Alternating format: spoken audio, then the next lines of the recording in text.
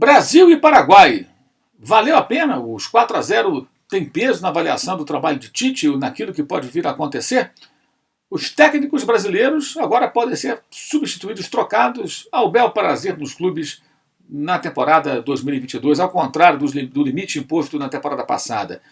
E o Palmeiras viajando para a disputa do Mundial de Clubes, o time de Abel Ferreira mais preparado do que no ano passado? Temos do nosso papo de hoje, então vamos nessa. A seleção brasileira fez um jogo interessante contra um adversário muito fraco. O Paraguai tem hoje uma das piores seleções que já apresentou na história do futebol sul-americano. Um time fraquíssimo, um time que trocou de técnico, um time que não tem padrão, um time que não ameaçou o Brasil, né? E que marcou mal, enfim, foi uma presa fácil, foi mais um sparring do que um adversário. Bem, e o Brasil venceu bem. Ponto para o Tite, porque teve a ousadia de colocar em campo um time mais leve, só um volante, soltou o time, colocou os pontas, colocou garotos, e praticamente todo mundo conseguiu se destacar, uns mais, outros menos. É importante diferenciar momentos do jogo. Quem atuou no primeiro tempo, evidentemente, enfrentou dificuldades maiores do que quem entrou durante o segundo tempo, quando o adversário já estava completamente entregue às baratas. Mas ainda assim foi interessante ver que jogadores jovens, jogadores incisivos, que atuam pelos lados do campo, se sentindo à vontade e produzindo bastante. Acho que todos tiveram bons momentos. Todos tiveram bons momentos. Mesmo no caso do Rafinha, que perdeu um gol incrível debaixo da trave, foi lá e marcou o dele, quase marcou no segundo tempo, demonstrando muita perseverança, não se abatendo.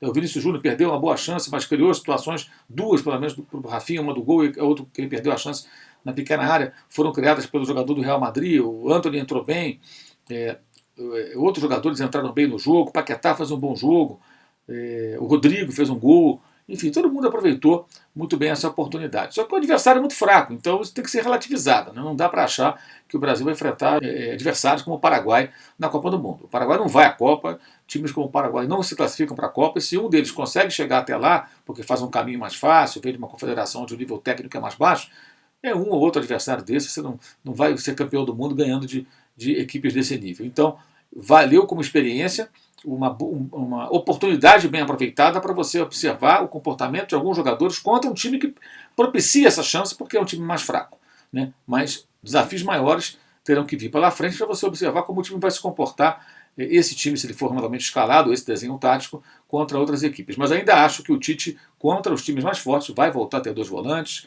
terá o Neymar de volta, não vai ter essa formação. Vale mais esse jogo como observação de uma alternativa que ele pode colocar em ação em determinados cenários contra adversários específicos ou em determinados momentos do torneio nos quais ele pode estar precisando mudar a forma de jogar em busca de um resultado, por exemplo. Então o Paraguai foi um sparring bem aproveitado, mas na Copa do Mundo o Brasil vai encontrar adversários e não sparrings. Na temporada passada, os clubes não podiam, pelo menos em tese, trocar de técnico mais de uma vez, né? Então essa era a situação no Campeonato Brasileiro, o que gerou muita discussão à época. Uma espécie de regra da CBF que protegeria os treinadores, criando aí uma reserva de mercado, dificultando a substituição dos profissionais, e os clubes derrubaram isso para 2022. Bom ou ruim? Acho bom. Acho bom. Acho que os técnicos, como qualquer outro profissional, eles vão se manter no emprego. De que maneira? Não por canetada, e sim com bons trabalhos. Alguém imagina que o Vojvoda vai ser demitido do Fortaleza? Não. Por quê? Porque ele faz um ótimo trabalho. Alguém imagina que o Cuca, se não pedisse demissão do Atlético, seria demitido? Não, porque ele fez um bom trabalho, foi campeão brasileiro da Copa do Brasil. O Abel Ferreira vai ser demitido do Palmeiras, campeão da Libertadores 2 vezes seguidas? Também não. Então você tem aqui técnicos que foram campeões ou não foram campeões, mas que fizeram bons trabalhos, né? E que não vão ser demitidos. Não se fala nisso. Por quê? Porque fizeram bons trabalhos. Então, se o cara trabalha bem, ele vai continuar no emprego, a não ser que tenha algum outro tipo de problema dentro do clube, né? Agora, canetada, regrinhas para proibir, o clube é que tem que fazer a sua gestão. Se o clube quer trocar de técnico, é o direito do clube, como uma empresa troca de funcionário. Se amanhã vai ter que pagar, se vai ser um erro, se vai custar caro, é uma outra discussão que cabe ao próprio clube, as pessoas inseridas nesse contexto, os torcedores, sócios, enfim, conselheiros, eles é que vão ter que discutir, a imprensa debater a respeito, eventualmente. Não cabe à CBF, a um regulamento, determinar quantas vezes você pode ou não trocar de técnico, de goleiro, de centroavante, ou sei lá do que. Era só o que faltava. Então acho que essa é uma medida que deveria mesmo cair, é bom que caia, e os técnicos que mexam, que melhorem o nível do trabalho que eles apresentam, que eles oferecem. Que aí, certamente eles vão se sentir muito mais seguros no cargo, porque os clubes não vão querer demitir. Ninguém quer demitir um cara competente que faz um bom trabalho. Só se for maluco ou tiver algum tipo de perseguição em cima daquele profissional. Agora, técnicos que fazem trabalhos ruins, evidentemente, sempre estarão sujeitos à demissão. E uma canetada, uma regrinha da CBF para protegê-los, jamais deveria existir. Ainda bem que esse negócio foi retirado para essa temporada de 2022. Palmeiras viajando para a disputa do Mundial de Clubes, e aí fica a pergunta, né? Estaria mais preparado do que na temporada passada? Aparentemente sim. Por quê? O Abel Ferreira, acho que tem a experiência do ano passado, que foi um fiasco, o time não fez um gol, foi eliminado, nem pegou o terceiro lugar, nem conseguiu enfrentar o campeão europeu, né, porque perdeu para o Tigres, jogando muito mal. Então já tem aí uma experiência de 2021. Isso evidentemente vai ajudar. A forma de jogar contra o Chelsea, se acontecer esse confronto, deverá ser muito parecido com a maneira como enfrentou o Flamengo lá em Montevidéu na final da Libertadores.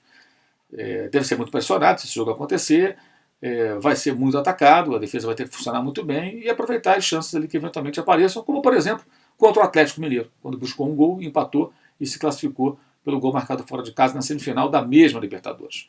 Agora o Palmeiras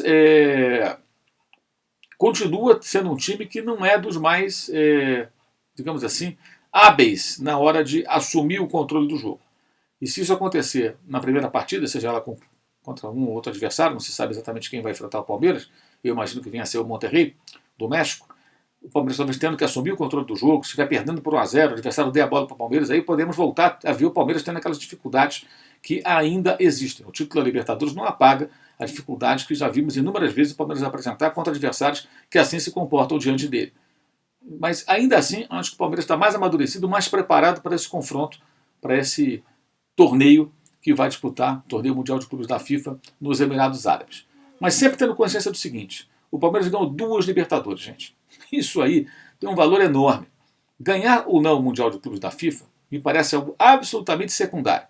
Se o Palmeiras for campeão, legal, a torcida vai comemorar, vai ficar muito feliz. Se não for campeão, uma eventual derrota para o Chelsea numa final não pode significar algo que ofusque as 2 conquistas consecutivas da Libertadores da América. Isso é um absurdo, seria um absurdo. E esse absurdo às vezes acontece. O time ganha uma Libertadores, aí porque perdeu para um campeão da Europa, um time muito mais forte, com um investimento muito maior, com jogadores que formam verdadeiras seleções transnacionais, não ganhou o Mundial. O Mundial não é mais importante do que a Libertadores da América. Qual?